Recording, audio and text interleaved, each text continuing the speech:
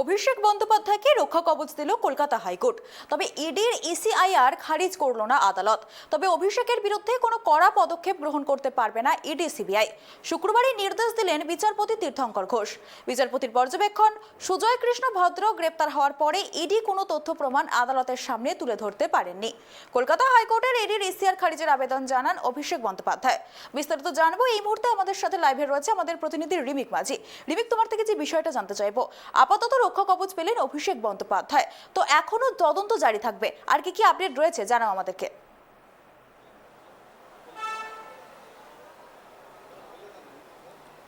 দেখো, অভিষেক বন্দ্যোপাধ্যায় ইডি যে এফআইআর দায়ের করেছিল, যেটাকে বলা হচ্ছে ইসিআইআর, অর্থাৎ নিয়োগ দুর্নীতি থেকে মুক্তি পেতে অভিষেক বন্দ্যোপাধ্যায় কিন্তু কলকাতা হাইকোর্টে আবেদন জানিয়েছিলেন এবং যে ইডি তার এগেনস্টে যে ইসিআইআরটা দাখিল করেছিল সেটাও খারিজ করার আবেদন জানিয়েছিলেন। সেই মামলা কিন্তু দীর্ঘদিন ধরে চলছে।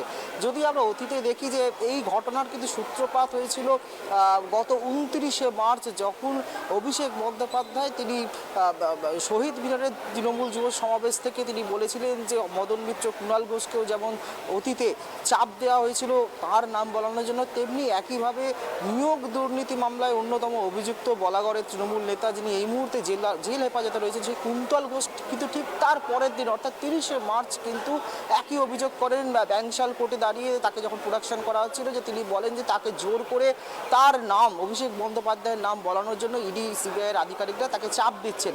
তারপরে তিনি আদালতে জেল মারফত তিনি জেলকে একটি চিঠি দেন এবং হেস্টিংস থানায় তিনি একটি অভিযোগ দায়ের করেন। তারপরেই সেই সূত্র ধরে কিন্তু কলকাতা হাইকোর্টে বিচারপতি অভিজিৎ গঙ্গোপাধ্যায় নির্দেশ দেন যে প্রয়োজনে ইডি সিবিআই মনে করলে অভিষেক বন্দ্যোপাধ্যায়কে জিজ্ঞাসাবাদ করতে পারবে, এবং শুধু তাই নয়, কুন্তল ঘোষ এবং অভিষেক বন্দ্যোপাধ্যায়কে মুখোমুখি বসিয়েও জেরা করতে পারবে। তারপরে একই রায় কিন্তু বলবৎ রাখেন। সেই মামলা অভিজিৎ গঙ্গোপাধ্যায়ের এজলাস থেকে যখন বিচারপতি অমৃতা সিনহার এজলাসে যায়, বিচারপতি সিনহাও কিন্তু একই নির্দেশ বহাল রাখেন।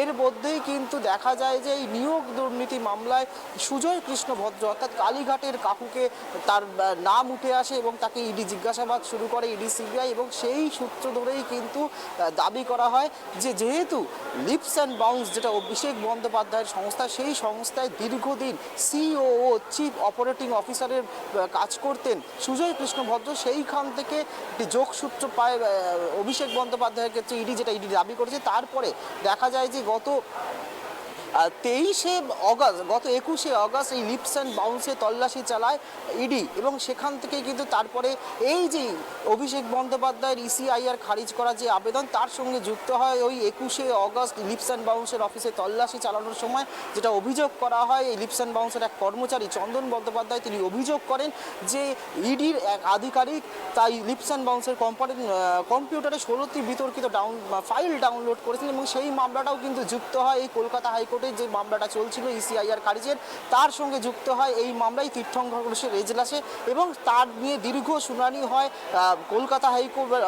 বিচারপতি তীর্থঙ্কর ঘোষ কিন্তু সেই বিতর্কিত 16টি ফাইলের সমস্ত রিপোর্ট এবং এফএসডিএলকে, যে কলকাতা পুলিশ এফএসডিএলকে দিয়ে সেই ফাইলগুলো যাচাই করা হয় এবং তার রিপোর্ট জমা পড়ে, এবং তারপরে সেই শুনানি কিন্তু দুদিন আগেই শেষ হয়েছিল, এবং সেই শুনানির শেষেই কিন্তু আজকে বিচারপতি তীর্থঙ্কর ঘোষ যে রায় দিয়েছেন তাতে পরিষ্কার তিনি বলেছেন যে ইডি বা সিবিআই কোনো রকমভাবে এই অভিষেক বন্দ্যোপাধ্যায়ের ক্ষেত্রে কোনো রকম কড়া পদক্ষেপ নিতে পারবে না।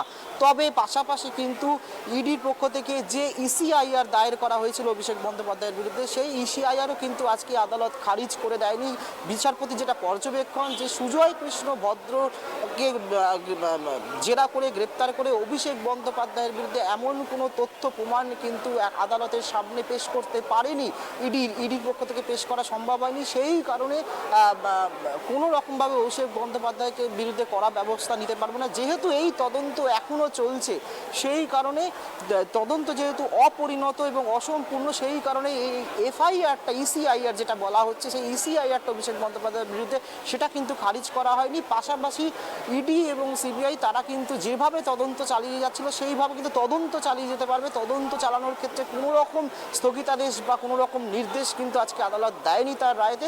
শুধুমাত্র যেটা আদালত বিচারপতি তীর্থঙ্কর ঘোষ তার রায়ে বলেছেন যে অভিষেক বন্দ্যোপাধ্যায় কে কোনো রকম কড়া পদক্ষেপ তার বিরুদ্ধে নিতে পারবে না কেন্দ্রীয় তদন্তকারী সংস্থা, যদি ভবিষ্যতে তাদের কাছে যদি কোনো অভিষেক বন্দ্যোপাধ্যায়ের বিরুদ্ধে কোনো বলিষ্ঠ প্রমাণ এই নিয়োগ দুর্নীতিতে যুক্ত থাকার বা তার লিপস অ্যান্ড বাউন্স সংস্থা কোনোভাবে নিয়োগ দুর্নীতিতে যুক্ত থাকে। কেননা ইডির যে একটা ব্রিফিং দেওয়া হয়েছিল, নোটিশ করা হয়েছিল সোশ্যাল মিডিয়াতে যে 2012 থেকে 14 অভিষেক বন্দ্যোপাধ্যায় এই লিপস অ্যান্ড বাউন্সের ডিরেক্টর ছিলেন এবং পরে তিনি সিইও ছিল। সেই কারণে নিয়োগ দুর্নীতিতে অভিষেক বন্দ্যোপাধ্যায় যুক্ত থাকার যে দাবি তারা করছিল ইডি, সেটা কিন্তু মোটামুটিভাবে আপাতত সেই বিষয়ে কোনো রায় দেয়নি। সিবিআই ইডি তদন্ত চালিয়ে যেতে পারবে, তবে যেটা বলা হয়েছে ভবিষ্যতে যদি কোনো রকম বলিষ্ঠ প্রমাণ মানে স্ট্রং এভিডেন্স যদি অভিষেক বন্দ্যোপাধ্যায়ের বিরুদ্ধে ইডি জোগাড় করতে পারে এবং তখন তারা যদি কোনো কড়া পদক্ষেপ নিতে চায়, তাহলে তারা কিন্তু তখন আদালতের কাছে আবেদন করতে পারবে। অর্থাৎ আদালতের নির্দেশ ছাড়া কোনো রকমভাবে কিন্তু ইডি বা সিবিআই কোনো রকমভাবে অভিষেক বন্দ্যোপাধ্যায়ের বিরুদ্ধে কোনো রকম কড়া পদক্ষেপ নিতে পারবে না। ফলে সাময়িক স্বস্তি। পাশাপাশি কিন্তু আবার এটাও বলে রাখি, আজকে তীর্থঙ্কর ঘোষ এই রায়টা দিয়েছেন ঠিক কথা, কিন্তু এই একই বিষয় নিয়ে কিন্তু ইডির আরও একটা মামলা কিন্তু হাইকোর্টে চলছে বিচারপতি অমৃতা সিনহার বেঞ্চে। সেখানে কিন্তু গতকালই আমরা দেখেছি লিপস অ্যান্ড বাউন্সের সমস্ত সম্পত্তি, যারা সিইও সিওও মৌ রেজিস্ট্রেশন থেকে শুরু করে লিপস অ্যান্ড বাউন্সের যে সমস্ত সঙ্গে তারকারা যুক্ত রয়েছেন, টলিউডের তারকা, তাদের সমস্ত সম্পত্তির খতিয়ান কিন্তু ইতিমধ্যেই গতকাল অমৃতা সিনহার বেঞ্চে জমা পড়েছে এবং সে থেকেও কিন্তু একজন অভিনেতা, টলিউড অভিনেতার নাম শোনা যাচ্ছে যে এই লিপস অ্যান্ড বাউন্সের থেকে কুন্তল ঘোষের মারফত 44 লক্ষ টাকা পেয়েছিলেন। সেই মামলাও কিন্তু পাশাপাশি চলছে। ফলে আজকে তীর্থঙ্কর ঘোষ যে রায়টা দিলেন তাতে কিন্তু বলা যেতেই পারে অভিষেক বন্দ্যোপাধ্যায় সাময়িকভাবে স্বস্তিতে, কেননা তার বিরুদ্ধে আদালতের নির্দেশ ছাড়া কোনো রকমভাবে কোনো কড়া পদক্ষেপ কিন্তু ইডি নিতে পারবে না। যদি কোনো বলিষ্ঠ প্রমাণ বা এভিডেন্স যদি ইডি জোগাড় করতে পারে অভিষেক বন্দ্যোপাধ্যায়ের বিরুদ্ধে, তাহলে আদালতকে জানাতে হবে, আদালতের কাছে আবেদন করতে হবে যে তারা অভিষেক বন্দ্যোপাধ্যায়ের বিরুদ্ধে কড়া পদক্ষেপ নিতে চায়। আদালত যদি অনুমতি দেয় তখনই কিন্তু কোনো ব্যবস্থা নিতে পারবে, নচেত ইডি বা সিবিআই কোনো রকম ব্যবস্থা নিতে পারবে না। তৃপ্তি। রিবিক, তুমি যেমনটা জানালে যে অভিষেক বন্দ্যোপাধ্যায়কে কলকাতা হাইকোর্ট রক্ষা কবচ দিলেও কিছুটা স্বস্তি পেলেও কিন্তু অভিষেক বন্দ্যোপাধ্যায়ের বিরুদ্ধে যে তদন্ত, সে তদন্ত চালিয়ে যেতে পারে ইডি সিবিআই এবং আপাতত স্বস্তি পেলেও অভিষেক বন্দ্যোপাধ্যায় এই নিয়ে দ্বন্দ্ব কিন্তু একদমই কাটছে না। কি মনে করছো রিমিক?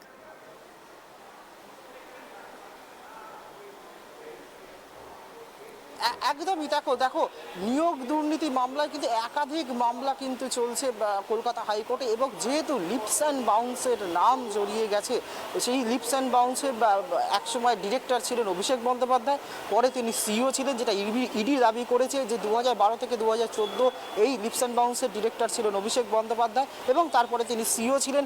পরে যখন গত 13ই সেপ্টেম্বর যখন সিজিও কমপ্লেক্সে ইডির তরফ থেকে তাকে ডাকা হয়েছিল এবং 9.25 ঘন্টা ধরে তাকে জেরা করা হয়েছিল, তারপরে সেই জেরা থেকে বেরিয়েও কিন্তু অভিষেক বন্দ্যোপাধ্যায় বলেছিলেন এবং এর আগেও তিনি যে দাবি করেছেন যে তিনি সিইওর পদ থেকে সরে দাঁড়ালেও কিন্তু লিখিত কোনো তার রেজিগনেশন দেওয়া নেই, তিনি মৌখিকভাবে সরে দাঁড়িয়েছেন, কিন্তু তিনি ডিরেক্টরের পদে নেই। ফলে লিপস অ্যান্ড বাউন্সের যত নাম যেহেতু জড়িয়ে গিয়েছে এই নিয়োগ দুর্নীতি মামলার সঙ্গে, সেই ক্ষেত্রে কিন্তু একাধিক মামলা সেই নিয়ে কিন্তু জাস্টিস অভিজিৎ গঙ্গোপাধ্যায়ের এজলাসে মামলা চলছে, জাস্টিস অমৃতা সিনহার এজলাসে মামলা চলছে এবং যেটা তোমাকে আগেও বললাম যে গতকালই কিন্তু এই লিপস অ্যান্ড বাউন্সের সমস্ত ডিরেক্টর, অল ডিরেক্টর, সিইও মানে যারা আছেন তারা এবং লিপস অ্যান্ড বাউন্সের কত সম্পত্তি, তাদের কোথায় কি মৌ স্বাক্ষর হয়েছে, রেজিস্ট্রেশন কি, এবং এই লিপস অ্যান্ড বাউন্স থেকে যে সমস্ত টলিউডের তারকারা সুযোগ সুবিধা পেয়েছে বা যাদের সঙ্গে আর্থিক লেনদেন হয়েছে, তাদের সমস্ত সম্পত্তির খতিয়ান জমা দেওয়া হয়েছে। ফলে বিষয়টা কিন্তু এখনও তদন্তকারী সংস্থার স্ক্যানার রয়েছে এবং শুধু তাই নয়, আজকে তীর্থঙ্কর ঘোষ, বিচারপতি তীর্থঙ্কর ঘোষ যে রায়টা দিয়েছেন তাতে কিন্তু তিনি পরিষ্কার বলেছেন, রক্ষা কবচ দিল অভিষেক ব্যানার্জিকে, যে তদন্ত কিন্তু যেমন ইডি সিবিআই চালাচ্ছে তেমন কিন্তু চালিয়ে যেতে পারবে, তদন্তে কোনো রকম স্থগিতাদেশ বা স্টে অর্ডার কিন্তু কোর্ট দেয়নি, ইডি সিবিআই তাদের মতো তদন্ত চালিয়ে যাবে। কিন্তু এই মামলাগুলোর ক্ষেত্রে যেগুলো অভিজিৎ গঙ্গোপাধ্যায় বলো বা বিচারপতি অমৃতা সিনহার বেঞ্চে চলছে, সেইগুলোর ক্ষেত্রেও কিন্তু কোনো স্টে অর্ডার নেই। আমরা দেখেছি গতকালই জমা দিয়েছেন এবং অভিজিৎ অভিজিৎ গঙ্গোপাধ্যায়ের ইয়েতে যে মামলা চলছে, আমরা দেখেছি যে গত আগামী 27 তারিখ কিন্তু যে সিট গঠন হয়েছে নিয়োগ দুর্নীতি নিয়ে, সিবিআই যে সিট গঠন করেছে সেই সিটের যে প্রধান অশ্বিনী মিশ্র তাকে কিন্তু তলব করেছেন এবং 4 অক্টোবর সিবিআই এর ডিরেক্টর প্রবীণ কুমার সুদ তাকেও কিন্তু অভিজিৎ গঙ্গোপাধ্যায় ভার্চুয়ালি আদালতে হাজিরা দেওয়ার নির্দেশ দিয়েছেন। এই যে বারবার যারা অভিযুক্ত হচ্ছেন, আমরা দেখেছি নিম্ন আদালত থেকে শুরু করে উচ্চ আদালতে যে বারবার কিন্তু ইডি এবং সিবিআইকে এই একই প্রশ্নের মুখোমুখি হতে হচ্ছে। তারা যাদের বিরুদ্ধে অভিযোগ আনছেন তারা এক বছরেরও বেশি ধরে তদন্ত চললেও নতুন করে কোনো তথ্য প্রমাণ কিন্তু তারা সংগ্রহ করতে পারছে না এবং প্রতিদিনই প্রায় বলতে গেলে বিভিন্ন কোর্টে, সেটা নিম্ন আদালত কোর্ট বা হাইকোর্ট হোক, তাদের কিন্তু বিচারপতিদের ভর্ৎসনার মুখে পড়তে হচ্ছে এবং এই যে ধীমে তালে তদন্ত হচ্ছে, তারা অভিযোগ করছে, প্রতিদিন পিটিশন জমা দিচ্ছে, তারা বারবার বলছে প্রত্যেক শুনানিতে যে এরা যুক্ত রয়েছে নিয়োগ দুর্নীতিতে, যে সমস্ত নামের কথা তারা বলছে, অভিযোগ করছে, কিন্তু তাদের বিরুদ্ধে কিন্তু বলিষ্ঠ প্রমাণ কিন্তু এখনো পর্যন্ত জোগাড় করতে পারছে না। যাদেরকে সাক্ষী হিসাবে রাখছে তাদেরকে যে সমস্ত গুরুত্বপূর্ণ প্রশ্নগুলো তদন্তের স্বার্থে করা উচিত সেই প্রশ্ন কেন করা হচ্ছে না। সিটে যারা রয়েছেন, যে স্পেশাল ইনভেস্টিগেশন টিম তৈরি করেছে এই গোটা নিয়োগ প্রক্রিয়া তদন্তের জন্য সিবিআই, সেই সিটের বাইরের ব্যক্তি কেন সাক্ষীদের জেরা করছে, এই বিভিন্ন প্রশ্নগুলো কিন্তু হাইকোর্টের অন্যান্য এজলাসে কিন্তু উঠছে এই নিয়োগ নীতির মামলায়। সেই কারণেই কিন্তু সিবিআই ইডিকে তীব্র ভর্ৎসনার মুখে পড়তে হচ্ছে এবং তাদেরকে বারবার করে একই কথা বলা হচ্ছে বিচারপতি যে কেন এই ঢিমে তালে তদন্ত হচ্ছে, আজকে 1 বছরেরও বেশি ধরে তদন্ত চলছে, কেন কোনো কনক্লুশনে কোনো কিনারায় পৌঁছতে পারছে না দুই কেন্দ্রীয় তদন্তকারী সংস্থা, কোথায় সমস্যা হচ্ছে, তাদের যোগ্যতা নিয়ে পর্যন্ত হাইকোর্ট প্রশ্ন তুলেছে।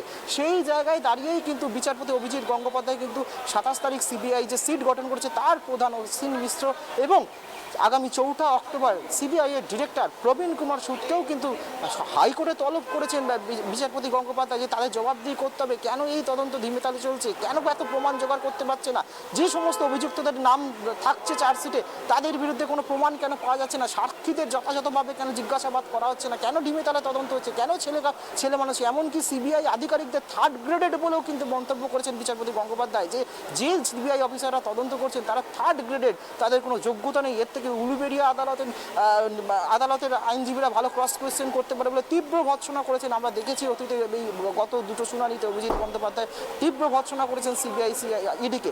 সেই জায়গায় দাঁড়িয়ে বলা যেতেই পারে যে এই যে একটা ধাক্কা, এটা কিন্তু সিবিআই ইডির কাছেও একটা ধাক্কা। আজকে তীর্থঙ্কর ঘোষ যে রায়টা দিয়েছেন, যে কোনো রক্ষা কবচ যেটা দিয়েছেন অভিষেক বন্দ্যোপাধ্যায়কে রক্ষা কবচ, সেই জায়গায় দাঁড়িয়ে ইডি কিন্তু আরও উঠে পড়ে লাগবে এবং অন্যান্য যে সমস্ত এজলাসে, যেটা বলছিলাম অভিজিৎ গঙ্গোপাধ্যায়, জাস্টিস অমৃতা সিনহার বেঞ্চে যে মামলাগুলো চলছে এই নিয়োগ দুর্নীতি এবং এই লিপস অ্যান্ড বাউন্স অভিষেক বন্দ্যোপাধ্যায়ের যে সংস্থা, সেটা নিয়েও কিন্তু মামলা চলছে অমৃতা সিনহার বেঞ্চে।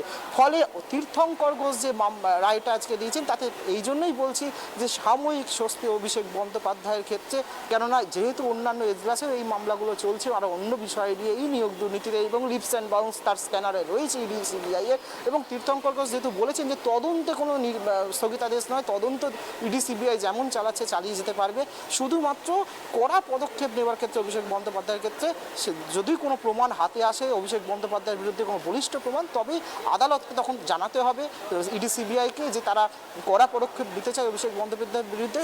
অভিষেক বন্দ্যোপাধ্যায়ের বিরুদ্ধে তাদের আবেদন করতে হবে, সেই আবেদনে যদি সায় দেয় আদালত তবে। ধন্যবাদ রিমিক আমাদেরকে এই বিষয়ে বিস্তারিত জানানোর জন্য। আবারও জানিয়ে রাখি, অভিষেক বন্দ্যোপাধ্যায়কে রক্ষা কবচ দিল কলকাতা হাইকোর্ট, তবে ইডির এসিআইআর খারিজ করলো না আদালত। অভিষেকের বিরুদ্ধে কোনো কড়া পদক্ষেপ গ্রহণ করতে পারবে না ইডি সিবিআই। শুক্রবার এমনটাই নির্দেশ দিলেন বিচারপতি তীর্থঙ্কর ঘোষ। বিচারপতির পর্যবেক্ষণ, সুজয় কৃষ্ণ ভদ্র গ্রেপ্তার হওয়ার পর ইডির কোনো তথ্য প্রমাণ আদালতের সামনে তুলে ধরতে পারেনি কলকাতা হাইকোর্ট।